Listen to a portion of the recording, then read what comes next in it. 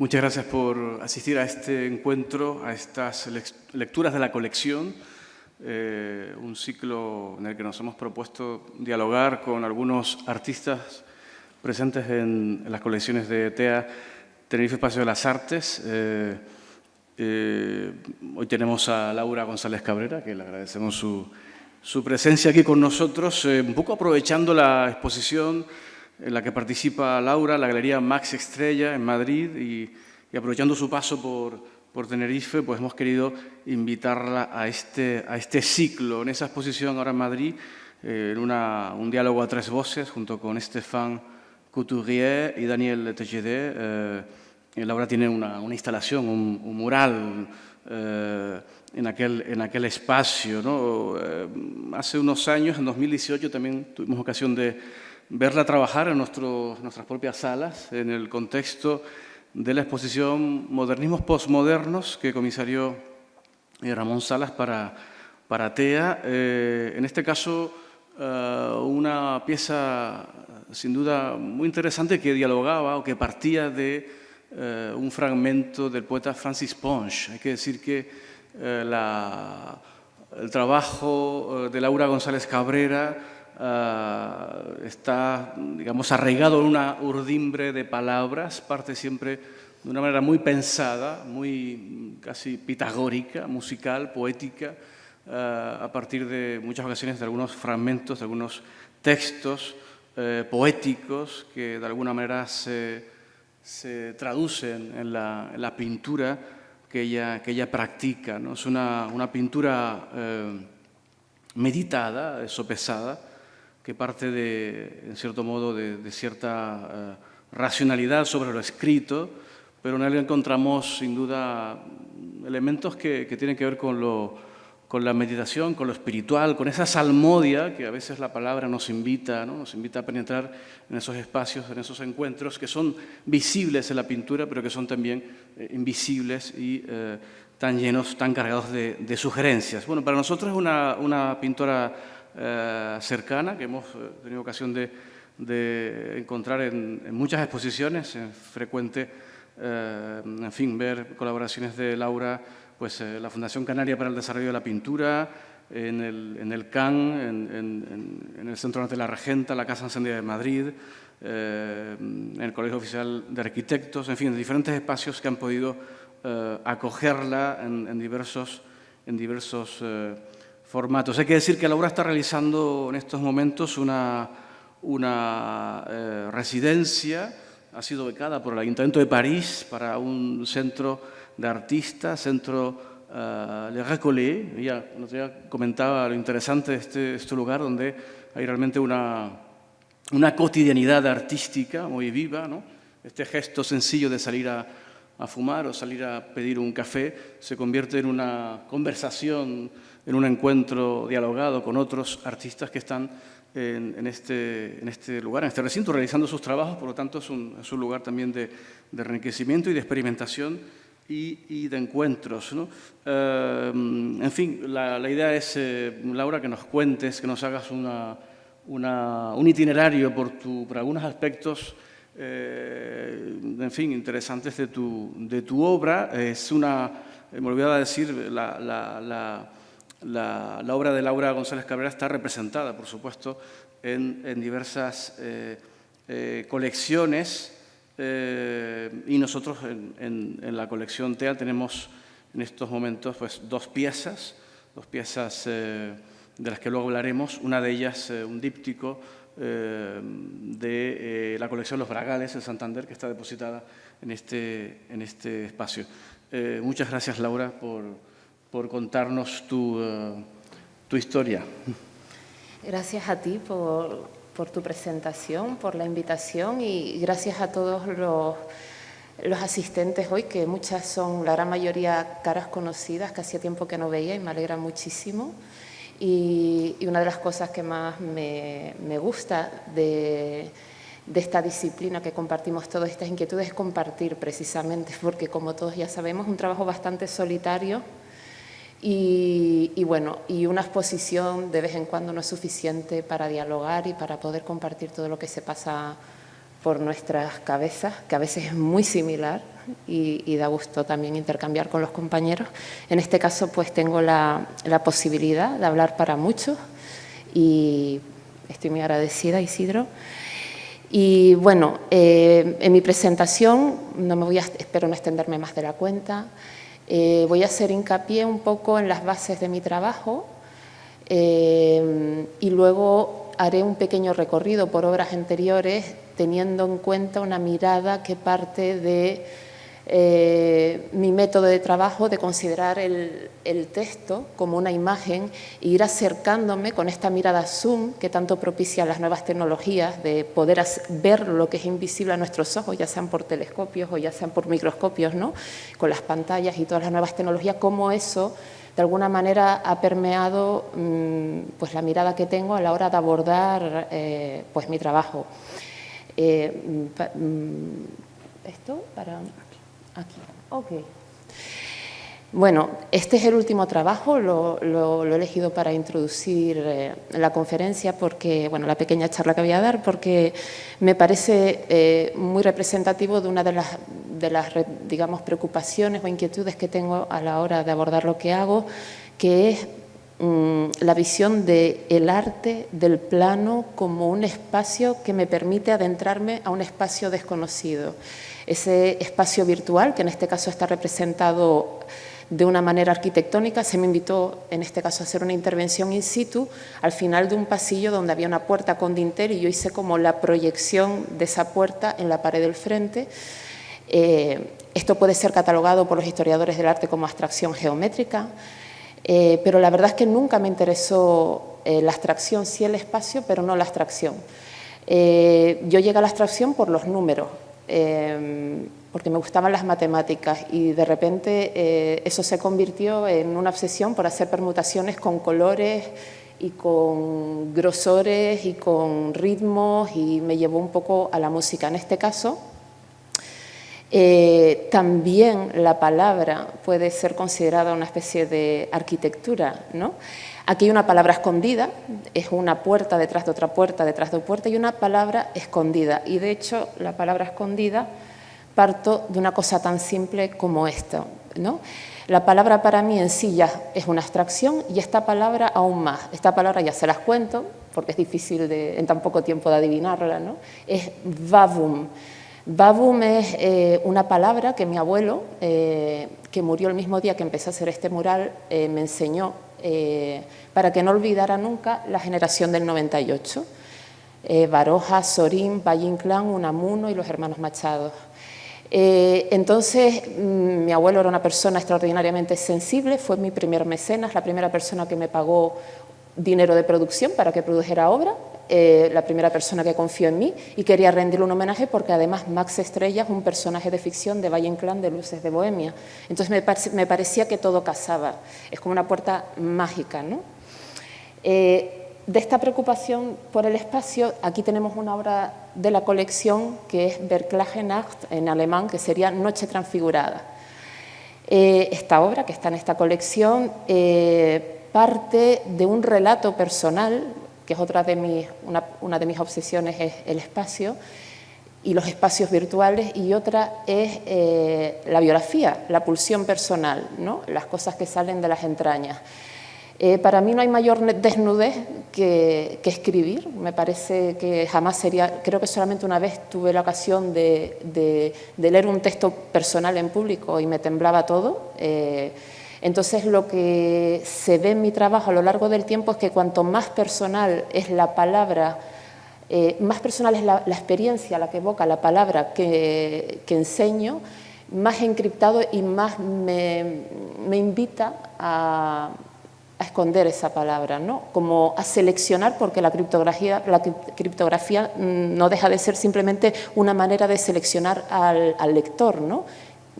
¿Y qué es lo que selecciona a los lectores de estas frases aparentemente ilegibles? Pues la capacidad de atención que tengan. ¿Y qué es la atención? Pues para mí es la representación de comportamiento de lo que es el amor, ¿no? Sin atención no puede haber amor. A todo lo que amamos prestamos atención, ya sea hacer una galleta, como sea mirar a alguien que amamos, o sea, lo miramos con atención, lo hacemos con atención, y para mí esa es la representación máxima del amor, sin entrar en juicios de valor, ¿no? En este caso, también hace referencia a una obra de Schoenberg, un músico,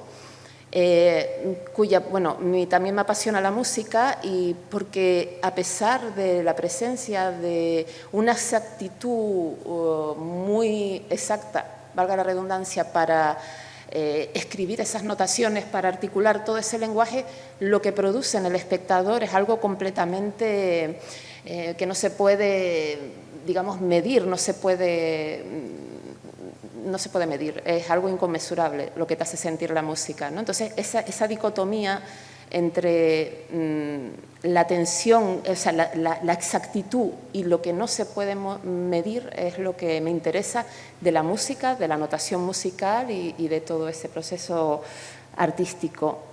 Aquí, por ejemplo, este sería un boceto de esa obra. Es decir, muchas veces, a veces cuando he tenido algún encargo me dicen, bueno, me enseñas el boceto para ver cómo va a quedar, y la verdad es que mis bocetos son palabras, son números, son ritmos, no tiene nada que ver con… es como una partitura. Esta es otra obra que está en la colección, y aquí también está presente la música.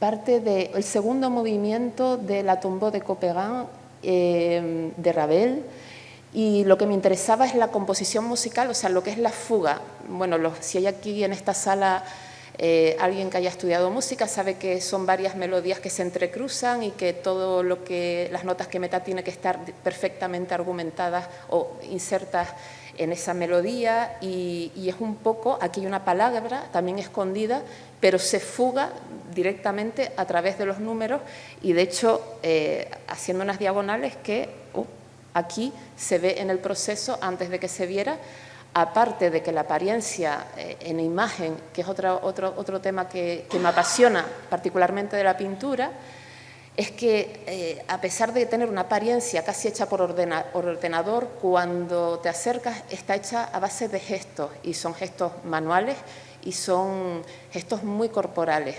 De hecho, cuando hago murales, los gestos casi son gimnásticos, ¿no? Es decir, tengo que hacer estiramientos y ciertas posiciones. Cuando son pequeños, pues claro, me neurotizan más, ¿no? Porque son mucho más mentales. Entonces, la pintura para mí es cuerpo, sobre todo cuando se puede expandir en el espacio, ¿no? El dibujo es mucho más mental en mi proceso, y la pintura es mucho más física y corporal, y táctil. De hecho, digamos que también pinto de una manera en que podemos descubrir, si algún día me vuelvo ciega, tocando los bordes de las manchas de las pinturas, puedo sentir el cuadro y cada forma. Son verdaderamente táctiles, algo que las pantallas no tienen. Entonces está también esa oposición entre lo que es geométrico, frío, calculado, número, y la gestualidad del trazo que configura las imágenes que hago. Para mí no son imágenes, son pintura. La imagen es lo que aparece en la foto. La pintura para mí es más performática. Y aquí hice un diagrama hace un tiempo que explica un poquito parte de cómo trabajo. Lo fundamental, en la parte de la izquierda están todas las cosas que no se ven, que son íntimas, que no tienen procesos que sean visibles para los otros. Y en la parte de la derecha están todas las partes que son realmente materiales, ¿no? Por ejemplo, la palabra para mí es algo mental, pero sin embargo la imagen de la palabra es algo completamente que todos lo podemos ver, ¿no? Entonces, yo parto siempre en mi trabajo de porque tengo un cuerpo, puedo tener experiencias a través de los sentidos, y siempre parto de una experiencia que obviamente es biográfica, como no puede ser de otra manera, porque todas las experiencias son personales e intransferibles, ¿no? Y esa experiencia se desarrolla en un contexto, que eso sí es compartido. Pues ahora estamos aquí en el TEA. Puede ser contexto, puede ser el espacio, puede ser un contexto social, puede ser un contextos hay miles. Eso sí es compartido, sí es visible, no es individual. Luego, por otra parte, como soy una persona bastante curiosa, pues me informo. Yo una cosa es la información y otros son los conocimientos y otro es el conocimiento. Una cosa es manejar mucha información y otra que eso, encarnarla y que eso devenga una especie de conciencia, que se filtre por tu experiencia, que haya un filtro de tu experiencia que va, digamos, acogiendo esa información y convirtiéndola en conocimiento, no en conocimientos, sino en conocimiento. Luego, tengo la manía de ordenar todo eso, ¿no? Ordenar es, ordeno, y eso para mí es lo que crea el relato. El relato no es una idea que yo tengo y que tengo que contar, porque las ideas son, no sé, no se huelen, ¿no? Es que en el orden, ya el criterio con el que ordeno las cosas, en mi caso con colores, con números, o, bueno, ordeno hasta los lápices y el material que uso, es lo único que ordeno, francamente, porque soy bastante desordenada en la vida fuera del estudio, hace que ese orden, ese criterio de orden, extraiga una idea del criterio que uso para ese orden, pero al principio ordeno un poco a ciegas, ¿no? A la derecha tenemos, en el contexto tengo el soporte, en mi caso he decidido restringirme, igual que me restringo a hacer trazos muy simples que puedan ser casi como un gesto de respiración, me he autorrestringido a la pintura y en la práctica, esa coreografía que me invento, digamos, para mí la pintura es la práctica, ¿no? Lo que me interesa es, igual que es equiparable al relato, ¿no? A lo que quiero contar es la propia práctica. Y bueno, como ven, lo que está en la línea del centro,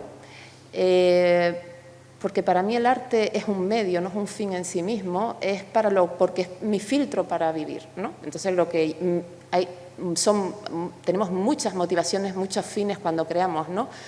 Y todos son igual de buenos. El mío es el placer, soy bastante hedonista, y la paz mental, por decirlo de alguna manera, o la falta de inquietud me estructura la práctica, ¿no? Por eso también he escogido ese medio. Y bueno, de la idea puedo extraer una intención, una motivación para pintar, o de la pintura una motivación, o sea, va en ambos sentidos, pero sin embargo, con las ideas no siento placer. Con la pintura sí. La pintura puede ser una idea, pero tiene que pasar por todos esos filtros. Es decir, no voy directamente a la idea porque se me atropellan en la cabeza. Entonces necesito otro tipo de acercamiento a las ideas que no me entorpezcan el espacio mental, digamos, que no me aturullen. Bueno, aquí había puesto que por una parte está la palabra y la imagen, y es como en breve recorrido. Ahora voy a hacer un breve recorrido por mi trabajo en función de, en este caso fue el primer cuadro que pinté usando palabras, ¿no? Porque la pintura no tenía nada que decir y yo quería ser la pintura. Entonces era como si eso fuera una interfaz. De hecho, esta serie se llamaba Screen Pictures, como cuadros pantallas, con el que yo me comunicaba con el espectador, que yo no iba a ver. Yo iba a dejar el cuadro y el cuadro era como mi representación, ¿no? Y no tenía nada que decir, solo estar presente, ¿no? Esta dicotomía, además pasa una cosa en texto e imagen, que no podemos ser espectadores y lectores al mismo tiempo. Es decir, desde que las personas descubren que hay una palabra, ya asocian el significado a la palabra que están leyendo. Pero la verdad es que esos cuadros se pueden leer como imágenes perfectamente. Aquí se lee perfectamente las palabras porque está muy reducido, pero en gran formato no se ven, a no ser que te alejes. Había la broma que sabías el texto cuando lo veías a través de la pantalla, ¿no? Pero cuando estabas ahí experimentando el espacio enfrente de la pintura, pues esos textos no eran legibles. Luego decían, pero hay letras, me está hablando. Y era ahí cuando se enteraban que habían letras, ¿no? O sea que estos cuadros tenían esa dicotomía de texto, imagen, que no podían ser simultáneos nunca, y además perceptualmente no lo pueden ser. También usaba textos para recorrer el espacio, por ejemplo, y también me di cuenta que las palabras podían mentir pintando. Bueno, me había dado cuenta antes, pero aquí era un hecho fehaciente. Es que aquí ponía el degradado escrito en palabras, creo que era from white to blue, from blue to grey, Por ejemplo, en la parte de abajo, invitaba a un recorrido, a recorrer el espacio a través de la lectura, pero los colores cambiaban no según la palabra que representaba el color. Entonces había también como una especie, como cuando las películas están mal dobladas, que hoy está moviendo la boca pero no estoy oyendo lo que está diciendo. Había como un desfase también, todo investigando en esas trampas de la palabra y de la imagen, ¿no? A nivel perceptivo. Esto lo llevé, por supuesto, siempre incorporando, como dije del principio, el espacio, incluso cromáticamente. Nunca ha sido mi intención, por ejemplo, cuando hago una intervención de pegar una pegatina, ¿no? Sino siempre que dialogue con el espacio también cromáticamente. En este caso dialogaba con los edificios del fondo, o también porque en este caso es una obra de la Bienal de Dakar y dialogaba con el contexto social. Este es un texto sobre la negritud, escrito sobre plástico. Y otra cosa es que los textos que he escrito son de tres tipos, ¿no? A veces son muy descriptivos, como es el caso del color, o un título, ¿no? A veces son autobiográficos, entonces los encripto mucho. Y otras veces son transcripciones. Y me encanta esta idea de ser simplemente una transcriptora, porque me convierto como una especie de medium para... Bueno, me encanta la figura del transcriptor o la transcriptora o la mecanógrafa, que lo hablamos hoy por la mañana, ¿no? Esta persona que simplemente concentra su atención en unos gestos, en una repetición y sirve como un canal. Eso también me interesa mucho. Esto es una transcripción, no me acuerdo del poeta y no me va a salir, pero es muy importante. El que inventó el término negritud, ¿cómo se llama? Aimé Césaire. Aimé Césaire, sí, claro. Esto es Francis Ponge, que esta intervención fue en el TEA, y me acuerdo de la frase: cómo aparece un pájaro en la vida de un hombre como una sorpresa en el campo de su visión, ¿no? Es ese momento que aquí tenemos amigos fotógrafos de lo vi y ya está, ¿no?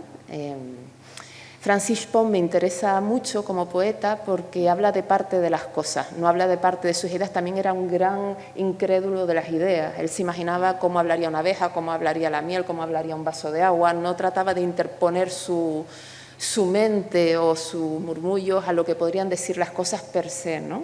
Tiene unos poemas sobre el jabón, ¿no? Por ejemplo, ¿no? Y a partir de ahí saca toda esa sensualidad y toda una serie de sugerencias. Esta frase, yo me compré este libro pero por intuición, porque me encantó la rabia de la expresión.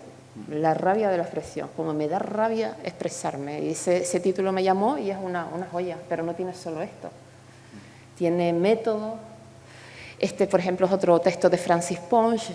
Y aquí, por ejemplo, también hice de transcriptora y mi trabajo, digamos, creativo, digamos, anterior a esto, porque los gestos son muy simples. En verdad, cualquier persona puede hacer este trabajo.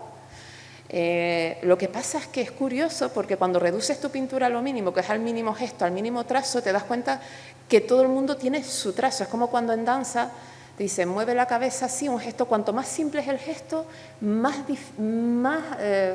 distinto lo puede hacer cada persona. Es increíble cuando estás en ese grado de detalle, la presión con la que cogen el pincel, la cantidad de pintura que cogen, porque he intentado tener asistentes cuando las piezas son muy grandes y apremia el tiempo, pero es complicado, porque yo siempre digo, necesito gente obsesiva y minuciosa. Hay muchos artistas con ese perfil, pero pacientes no tanto, porque hay que tener mucha paciencia, ¿no? Entonces es como, quieren ver el resultado ya, bueno, pero ¿esto para qué? Mira, ya, digo, no, porque, o por ejemplo me he visto en situaciones de, pero ya funciona, déjalo así, digo, pero es que yo no quiero que funcione, es que esto es como un ritual, tiene que estar todo, no es, ni siquiera, es como, no sé, es como, tiene que ser así, como, ¿cómo vas a poner una mesa sin cubiertos? Bueno, comiendo con las manos, pero me refiero que hay un protocolo, hay que respetar, es lo que significa respetar eso, es lo que significa el tener esa paciencia, el me equivoco, borro o pego un papelito y ese gesto, ¿no? Yo no lo llamaría perfeccionismo, yo lo llamo amor al detalle, pero bueno, eso depende de la personalidad de cada uno. Cuando pinté este mural, por ejemplo, como anécdota, diré que había mucha gente cabreada porque pensaba que estaba pintando un número de teléfono, porque no veían sino números y cosas y códigos, y en verdad era un código que pondré después, que inventé. Es un alfabeto o es un polialfabeto basado en la máquina Enigma y las permutaciones. Pero bueno, está también ordenado, o sea, los gestos que aquí aparecen son realmente fruto de un estudio de pensamiento matemático, vamos a decirlo así. Aquí soy transcriptora de, no traje la intervención entera, pero esto fue Media Lab Prado, y en el contexto de un festival que se llama Mad Blue, y entonces trabajé la relación de las mujeres y el mar y transcribí poemas de Alfonsina Stormi, de Mercedes Pinto y de Rosalía de Castro. Y bueno, era como una especie de celosía, que también la celosía es para ver sin ser visto, ¿no? Esa figura de la celosía también como que hay en los conventos me interesa mucho porque me recuerda mucho un poco, o por lo menos como asumo yo, el rol de artista en la sociedad, ¿no? Lo de ver sin ser visto. Es como cuando observas mucho algo o alguien y a veces se te quedan como diciendo ¿qué miras? O sea, que estará mirando a esta mujer y a lo mejor estoy fijándome en un detalle muy concreto. Me encantaría tener una celosía delante donde nadie me viera y yo poder mirar a todo el mundo, ¿no? Y no es por cotilleo, sino por esto que digo. Estos, por ejemplo, son textos autobiográficos. Que están muy encriptados. Esta pieza en particular forma parte de una colección y me dijo el señor que la compró, ahora ya me puedes decir lo que está escrito. Digo, no, has comprado el tiempo para descifrarlo. Y me encanta decirlo, digo, eso es lo que has comprado. El texto, pues, claro, yo hago mi trabajo es un desarrollo de la paciencia y es una invitación a la paciencia y a la atención. Entonces, si te lo digo, no tiene gracia. Ya a ustedes les he revelado la palabra babun del principio, pero es porque, bueno, pero no es lo habitual. Normalmente hasta a veces pongo sin título y luego digo, hay una palabra, es como el pájaro y la sorpresa, ¿no? Y bueno, y ya está. Este es otro texto autobiográfico, que también tiene el color aquí le da como una especie de ambiente de paisaje. Este es otro texto autobiográfico, aquí el código es diferente, aquí está la palabra fuga y un texto autobiográfico que iba dirigido a la persona que sabía que lo iba a comprar porque compartíamos una experiencia, ¿no? Recurro siempre a la experiencia personal y aunque la experiencia es personal, muchos compartimos muchas cosas, lo que pasa es que nos protegemos bien para que no se sepa. Te vi temblar, otro texto personal que aparece en varios cuadros en Verklagersnacht. O sea, escribí un texto que aparece, creo que publicado en una... Osó a publicarlo Alejandro Castañeda en un catálogo de... ¿Cuál era el catálogo? De La espera inalterada. Y se me deja usar el texto del que sacaste esta frase. Digo, pero es que lo escribí para mí y no le quiso ni cambiar nada, ni una coma, porque era de verdad... Y lo puso. O sea, si alguien tiene interés, pero son fragmentos de ese texto. Este es otro texto autobiográfico. Es decir, todo mi trabajo es encriptarlo. Ahora voy a poner unas imágenes del proceso. Parece un tapiz, porque yo también de pequeña tenía la ilusión de que las mujeres que tejían y las alfombras escondían mensajes ocultos. Y eso creo que lo pensé, me lo imaginé y en mi cabeza es real, ¿no? Entonces digo, tantas horas haciendo esto, debe estar pasando algo importante en estas cabezas, ¿no? Y también acumular mucha rabia, como la rabia de la expresión, ¿no? Por estar restringidas a ciertas labores. Este es otro texto autobiográfico, está en las intersecciones de las líneas, es también una celosía, obviamente, es muchas cosas. Este es otro texto autobiográfico, como ven, digamos que a veces son poemas o prosa poética, o da igual, o a veces una palabra. Babun no es nada, si yo digo babun es abstracto, pero ya la palabra es críptica, pero representa una experiencia personal, ¿no? Como ven, bueno, lo que juego mucho con los colores del lugar y que hay una especie de osmosis entre el espacio y lo que voy a incorporar, que no destaque tampoco demasiado, que requiera un poquito también de atención, que el reclamo sea otra cosa, que no sea un estallido, ¿no? Cuando te refieres a textos autobiográficos, ¿te refieres a un diario? Bueno, yo escribo en cualquier sitio. Se supone que tengo un diario, pero la verdad es que nunca lo encuentro, entonces ya tengo un montón de libretas, siempre llevo una... Entonces, bueno, evidentemente la naturaleza del diario es la discontinuidad, ¿no? Porque uno sí. no se escribe todos los días, sí, sino realmente cuando se vive algo que merece la pena ser contado, ¿no? De alguna manera, ¿no? Algo que sorprende, sí, ¿no? Pero... Y de hecho, es tan discontinuo que hasta que están muchas libretas diferentes. Tengo desde los 18 años y las dejo a mitad y de repente aparece una lista de la compra o aparece cualquier cosa, ¿no? Lo que menos te esperes es un número de teléfono, porque se me olvida que eso lo empecé a usar para escribir cosas y unas cosas y se van mezclando, ¿no? Es un poco por lo que necesito el orden, ¿no? Por eso apelo, como mi método es el orden, ordenar la información, tabular. Si fuera yo tabularía, tabulo el texto.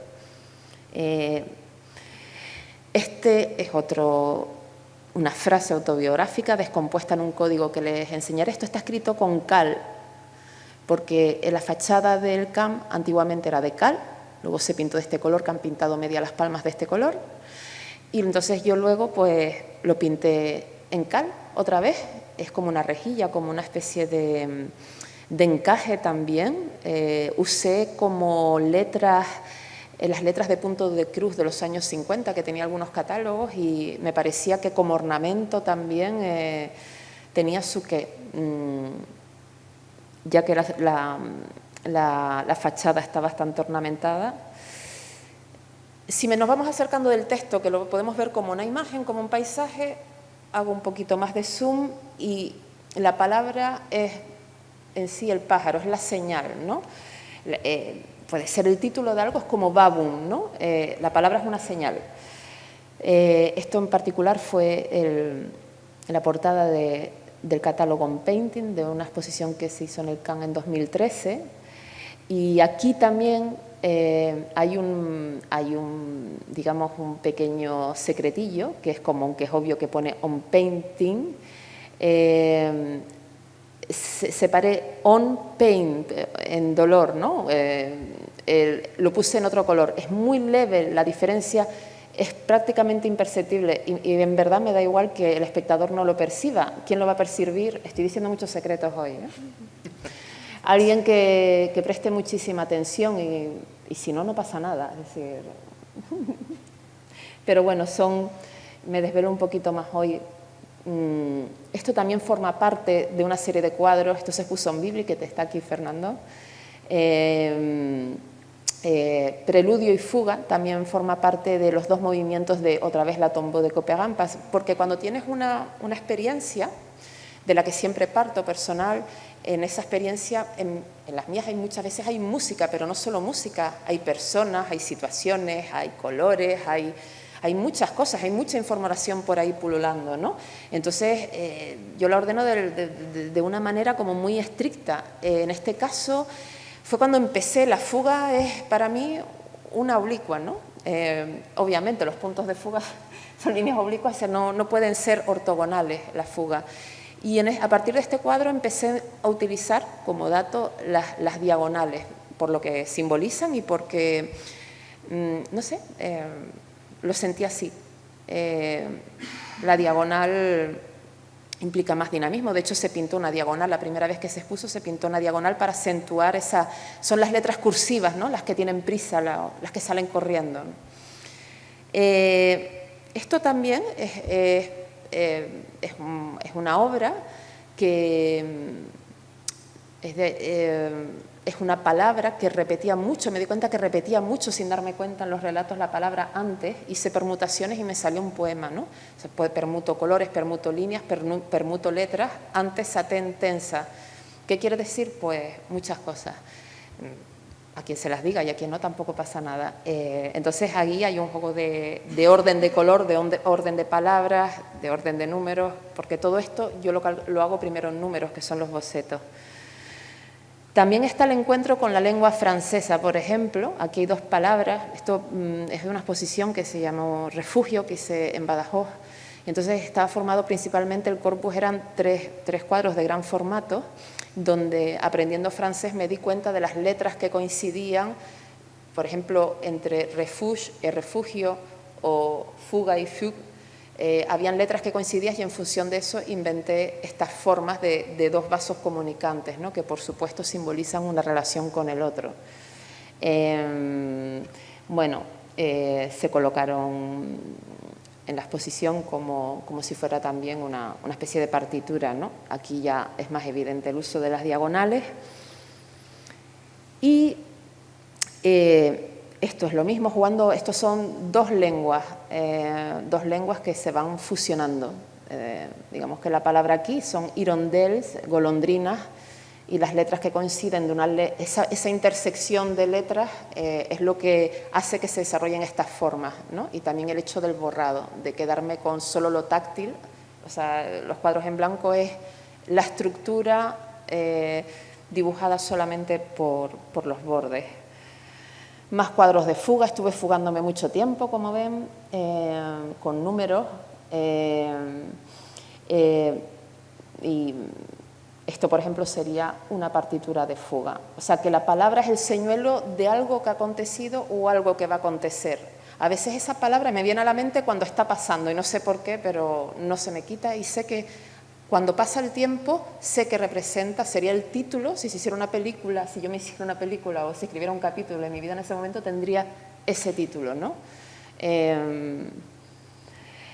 Y esto es, por ejemplo, sería un boceto de uno de los cuadros que tienen aquí, aparece en pequeñito, que es ensayo, que es un texto autobiográfico, que es cuando me dijeron, ¿me puedes enseñar el comprador el boceto para ver? Y yo dije, bueno, el boceto es esto. Y luego yo lo desarrollo, es como esta es la partitura y luego pues está el concierto, ¿no? Porque ver la partitura no vas a saber. Por eso digo que entiendo la pintura como algo bastante performático, aunque sea una performance privada, como un ritual privado. Luego lo que ya sucede fuera del estudio es otro tipo de ritual que no me compete tanto, que se escapa un poco, pero lo que sucede en el estudio es muy ritual. Esto es la transcripción de un texto de no me acuerdo, de un hombre, de Duke Ellington, Les Florettes Africaines, por supuesto acompañado de una experiencia personal que me llevó a tejer esto. Son distintas maneras de transcribir este texto, distintos códigos que se quedaron ahí, nunca fueron a más.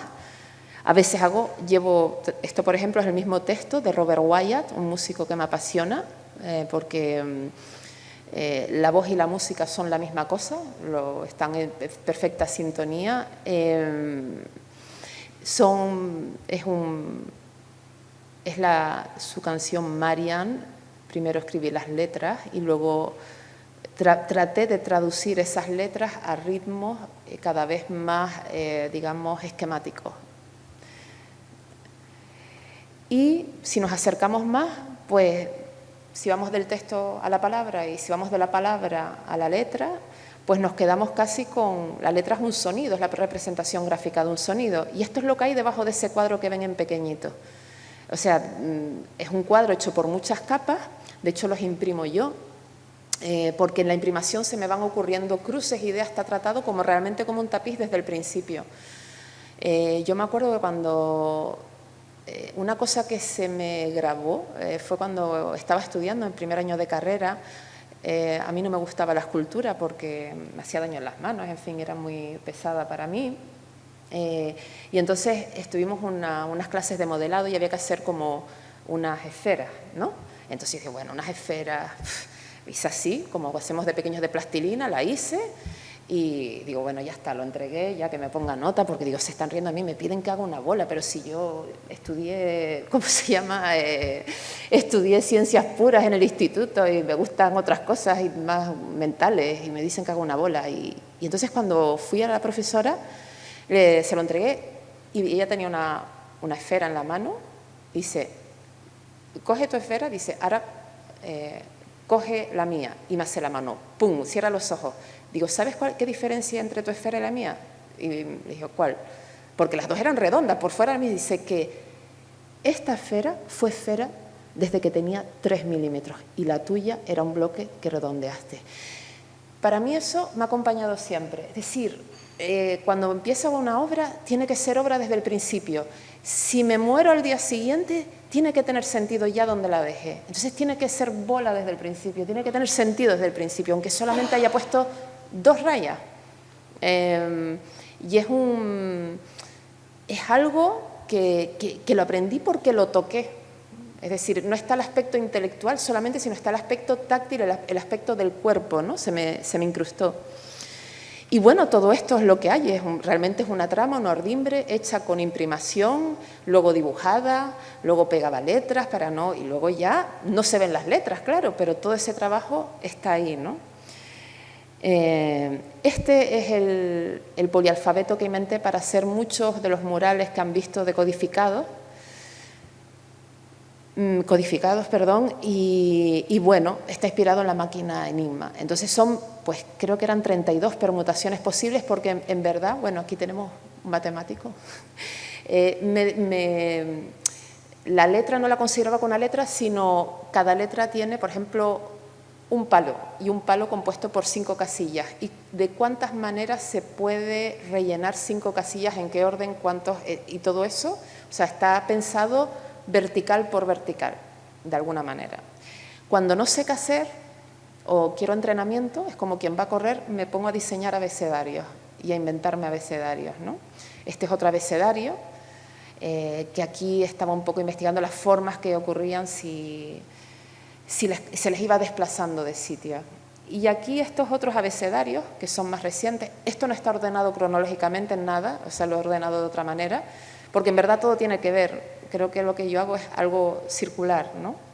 Y recurrente. Estos son abecedarios, les llamé abecedarios para Jano, los hice creo que durante la pandemia o poco después, y era un abecedario bifronte, ¿no? Como Jano, como el dios Jano, que mira para el pasado, mira para el futuro, y en el centro está el presente. Y en verdad son palíndromos, abecedarios palíndromos, y pueden ser tejidos de manera real. Es decir, me imagino que estoy tejiendo, pero no quiero tejer, quiero pintarlo. Entonces implica tener un pensamiento tridimensional, pero quiero que quede plano.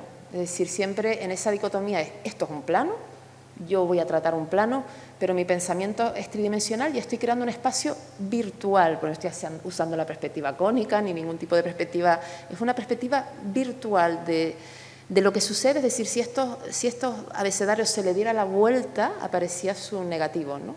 Y es un trabajo muy mental que requiere mucha atención, porque no todos los cruces son posibles, te tienes que imaginar que son hilos que estás manejando, y bueno, a mí me gusta mucho pensarlos, no solo pintarlos, y luego, bueno, están hechos sobre papel.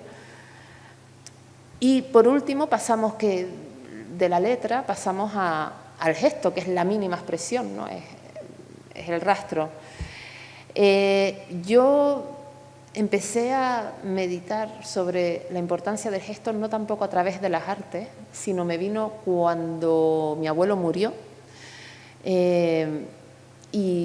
Y entonces yo tenía imágenes de él y no me hacían llorar, lo típico, en la ausencia de un ser querido ves la imagen y te emociona. A mí no me emocionaba ver su imagen, me emocionaba ver los papeluchos que él escribía con una letra alambicada, pero no tampoco por los poemas, porque tampoco era muy buen poeta, que le gustaba la poesía, fue el que me enseñó la palabra babón, sino por el esfuerzo de atención, porque me venía la presencia de su cuerpo, lo recordaba escribiendo, lo recordaba el momento ese de tensión, de atención, haciendo esos trazos, ¿no?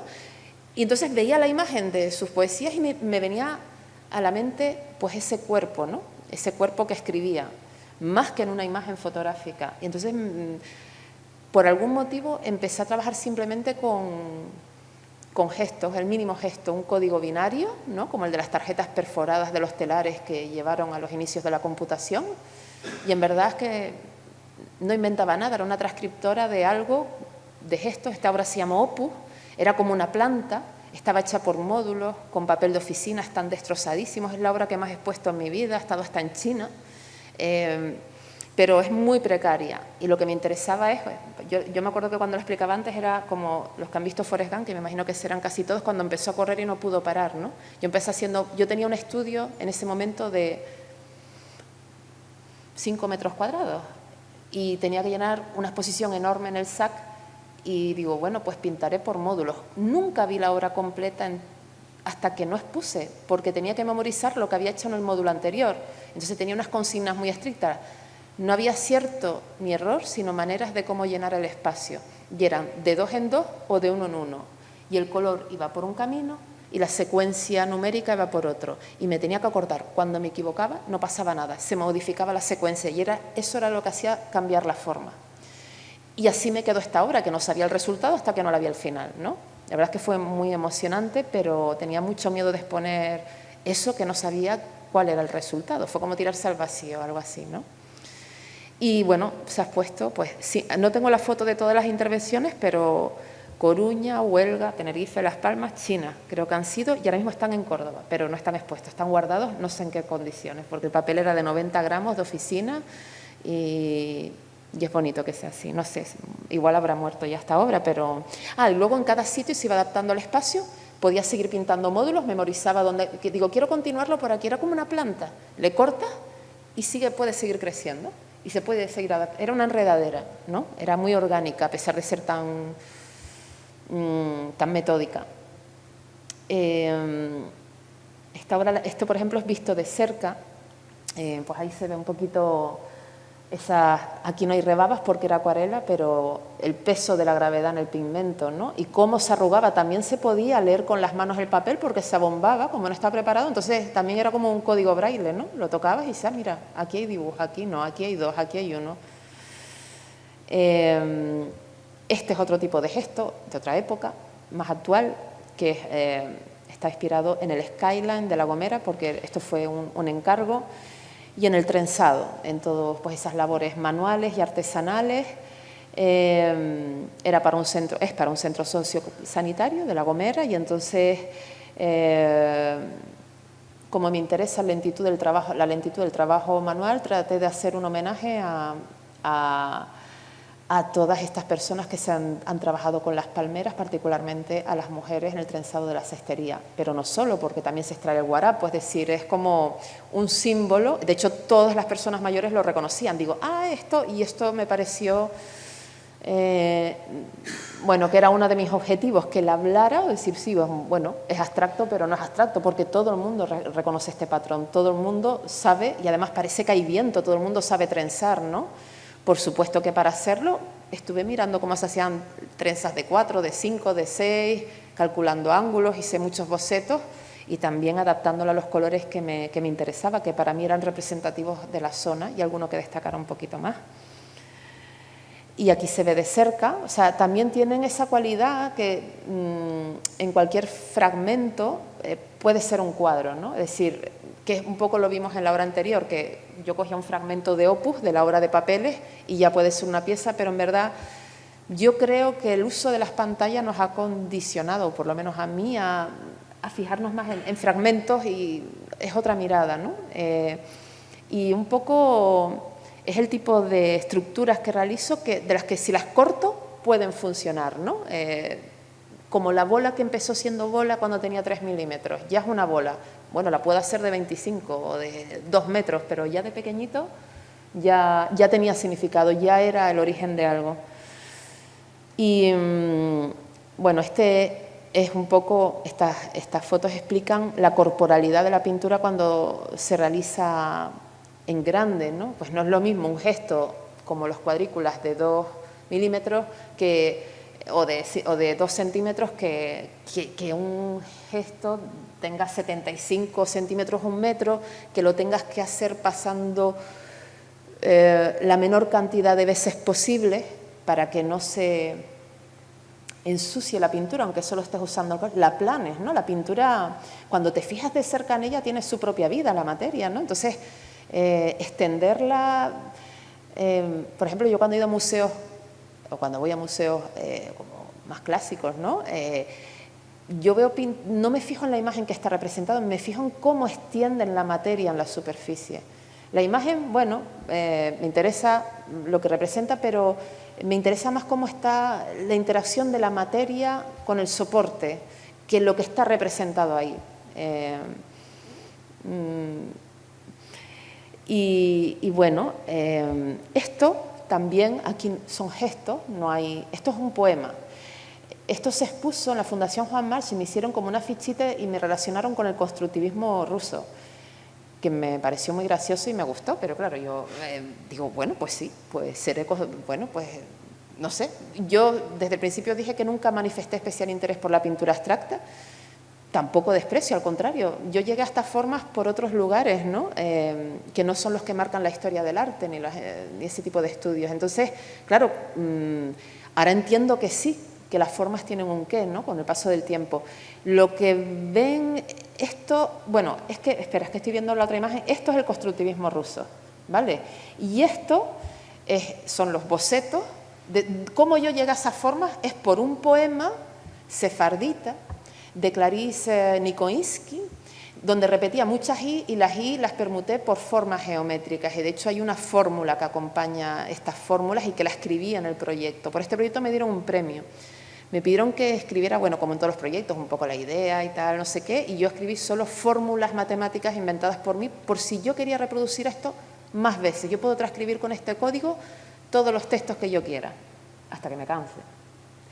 Obviamente, hice 6, que no está nada mal, y todo porque la sonoridad de la I se repetía mucho. Los leía los poemas en alto, en ladino, y decía, oye, la I, la I, la I, la I, la I, la I, y era como un mantra, ¿no? Entonces la I es lo que transformé, son las diagonales más largas donde coincidían, o sea, hice como un cruce entre los sonidos y la geometría, y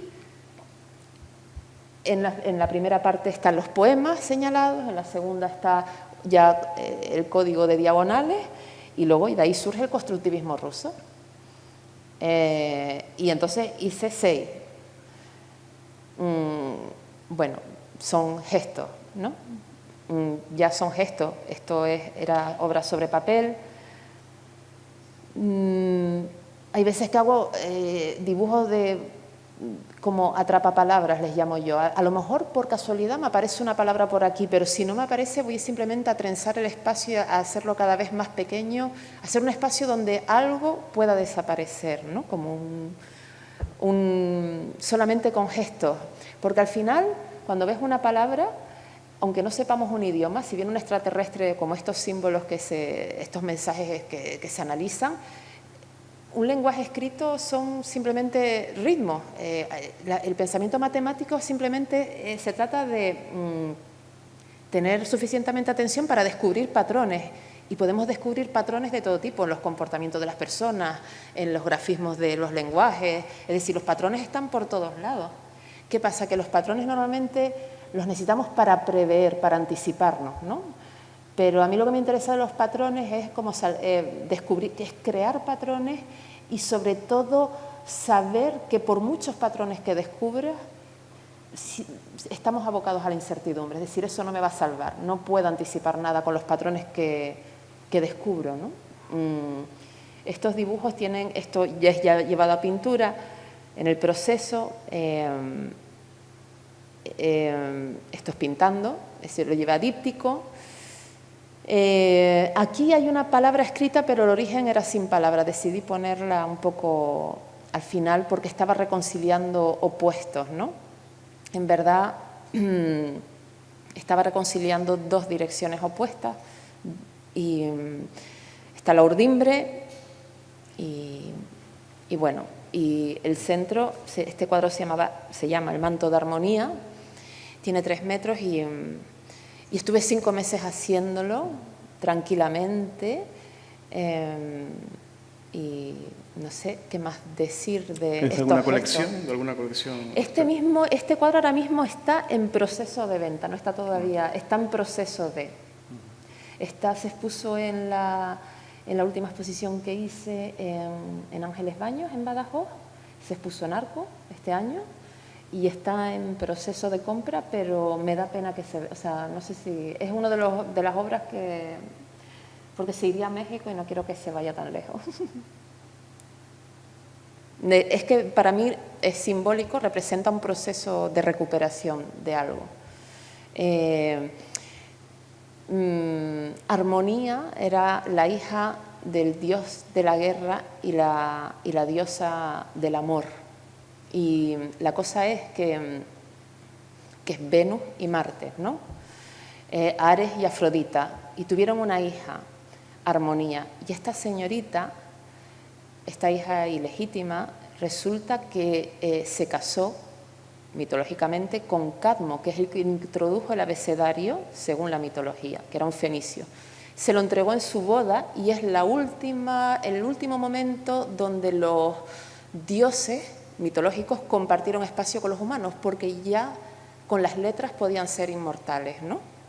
Entonces todo esto, bueno, me explotó la cabeza y todo se va uniendo, ¿no? Es curioso cuando cuando enseño todas estas obras y todas que no están ni siquiera ordenadas cronológicamente, tienen una misma vocación, pero como los códigos pueden variar, pues obviamente formalmente son muy variadas, pero es curioso como si sigues el instinto, te conecta con algo, o sea, no te pierdes, ¿no?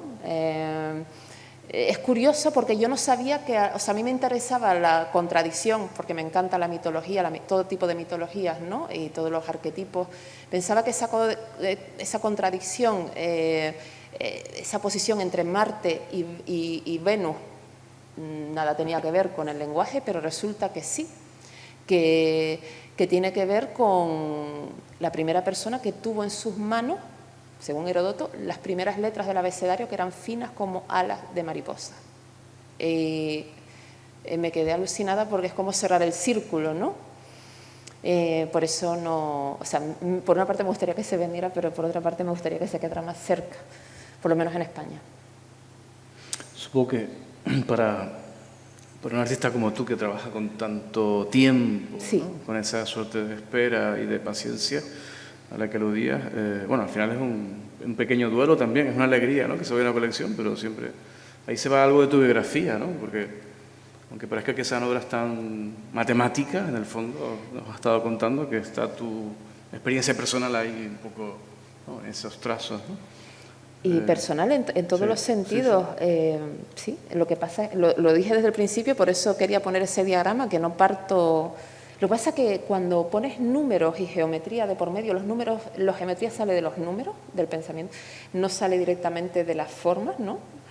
Hay una distancia, por ejemplo, cuando tengo un texto, cuando uno escribo con rabia, por ejemplo, con esa pulsión de, pues lo suelto y ya. Y de repente reviso, como si fuera una comisaria de mis propios textos, digo, aquí hay algo. Y lo ordeno con números, porque yo convierto las letras en números y luego los trazos en números y todo lo voy desmenuzando. Te alejas del contenido. No sé, es como una manera de enfriar esa pasión, pero la pasión fue el inicio, es el motor, es la experiencia. Lo que pasa es que luego hay un proceso de ¿sabes? Como contar de números y contar de palabras, ¿no?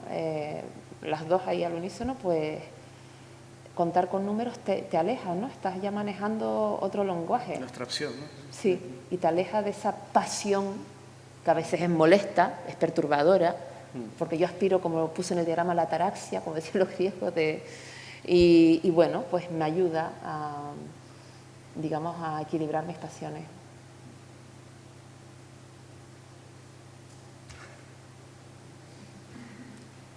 Porque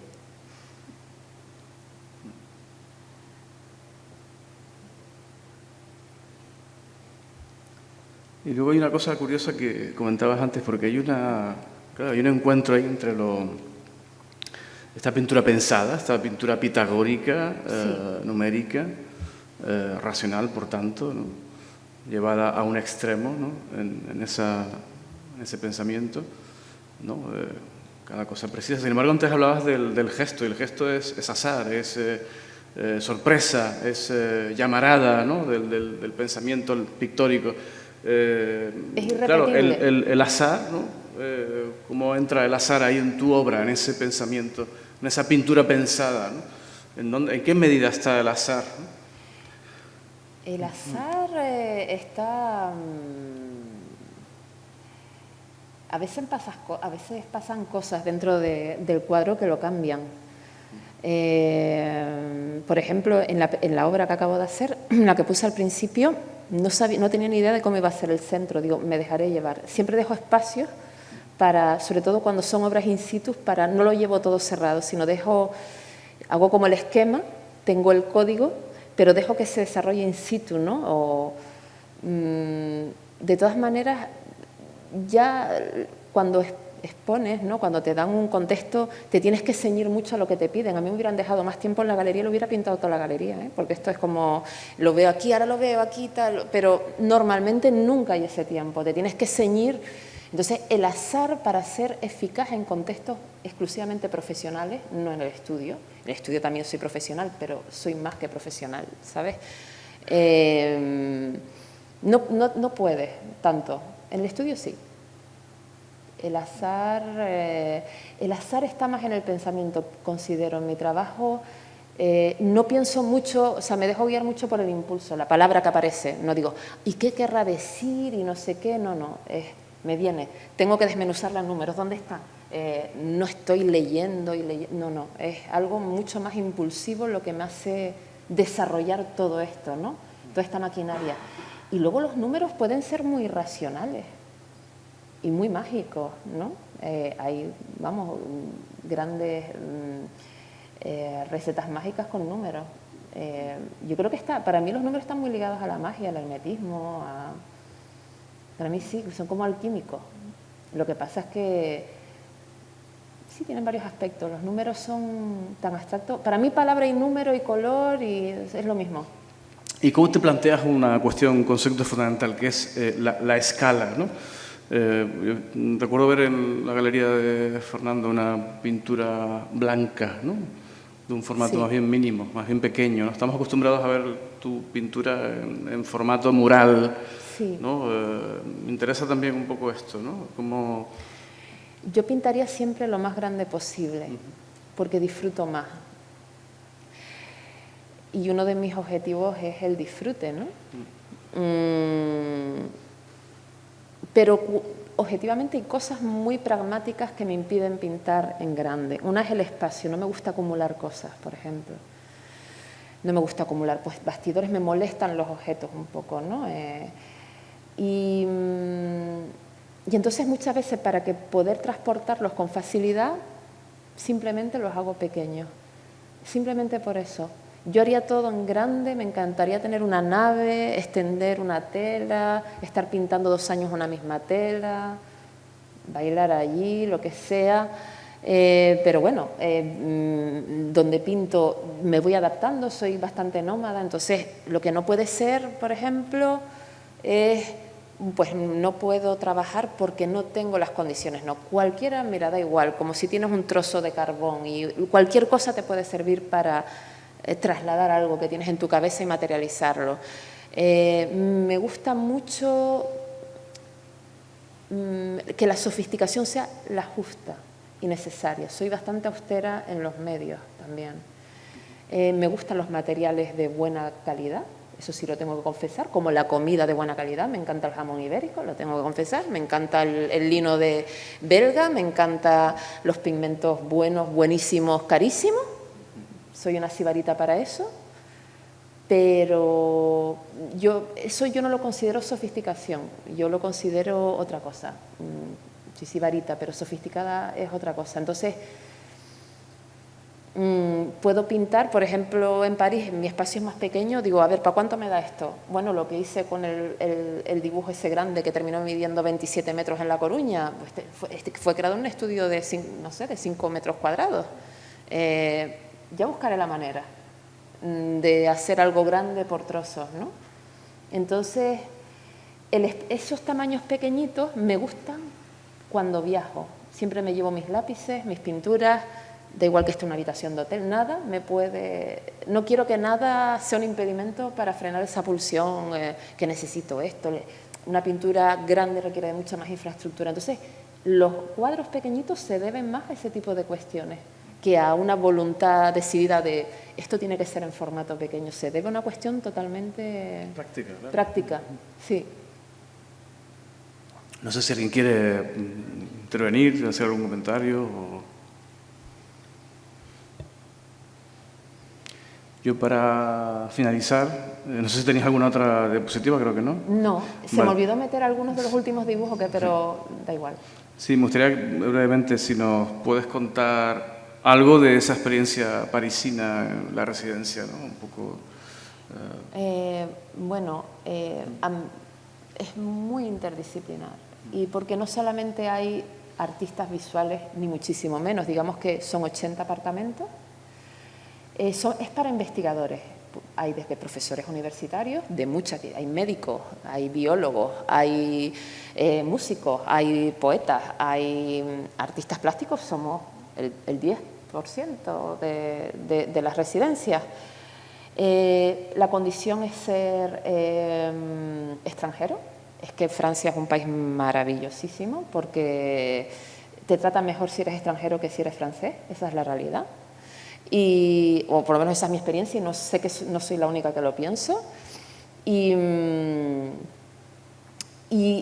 estar allí es un hervidero, o sea, es que te vas a tomar un café y de repente te encuentras a alguien que está estudiando las células madres en el Instituto Pasteur, el otro, se mezclan disciplinas científicas con disciplinas, está el Colegio de Arquitectos también en el mismo recinto, hay una sala de conciertos, no es para nada lujosa, es austera, es un hervidero de conocimiento de todos los lugares del mundo. Entonces, eso... ser leído por otros contextos, por ejemplo, los feedbacks que recibes de alguien que trabaja en el campo de la ingeniería o de alguien que trabaja en el campo de la composición musical realmente, o no solo de eso, te hace tener, a mí lo que me ha procurado es tener otra visión de mi trabajo, otra perspectiva. Y otra perspectiva también de lo que es el arte y de lo que es la vida, ¿no? La cantidad de personas que viven con lo mínimo solo para sacar adelante su proyecto y les da igual vivir en 15 metros cuadrados y no se quejan y son felices y pasan frío y pasan hambre. Parece muy romántico, bueno, tanto como hambre no, pero me refiero... y sacan para adelante los proyectos porque hay mucho, obviamente, es un lugar muy... Ahí vive, por ejemplo, una persona, un escritor que trabaja en la Academia de la Lengua Francesa, que sale, hay gente famosa, hay un actor que sale en una serie de televisión CCI, un mulato guapísimo con ojos verdes, que es vecino. Entonces, claro, te encuentras desde personas del mundo de la farándula, pero que están, vamos, buenos actores o modelos, que trabajan en la moda. La moda es muy arte ahí, ¿no? En París mueve muchísimo dinero, pero también hay muchísima creatividad volcada en la industria de la moda. De hecho, Chanel tiene una galería en las afueras de París, que no tiene el nombre de Chanel, y que trabaja con artesanos de todas partes del mundo que hacen bordados, que hacen tapices, los llevan allí y el sitio es alucinante, pero no se llama, no sabes que es de Chanel, pero hay artesanos de Chanel que trabajan ahí y luego hacen exposiciones referentes a ese tipo de trabajos, ¿no? Entonces, no hay como... Lo que sientes en París que el arte no es una disciplina, lo es, sino que está impregna toda la ciudad, y no porque surgieron ahí las vanguardias, sino porque la gente, hasta un shooting de moda te encuentras que la gente tiene muchísima cultura a la hora de... La gente de a pie, ¿no? Me refiero a gente que no ha estudiado nada referente a arte, está imbuido, y eso hace que... Es mirar como lo que haces de más lejos, con más perspectiva, te sitúa en otro lugar mentalmente, creas desde otro lugar, te hace tener menos prejuicios también en cómo abordas las cosas, y es el único lugar, tengo que decirlo, donde han dejado un mural mío, y no quiero decir para siempre, porque todo puede pasar si cambia la dirección del centro, pero... ¿Dónde está? Es un emblema. Ahora ha venido un emblema.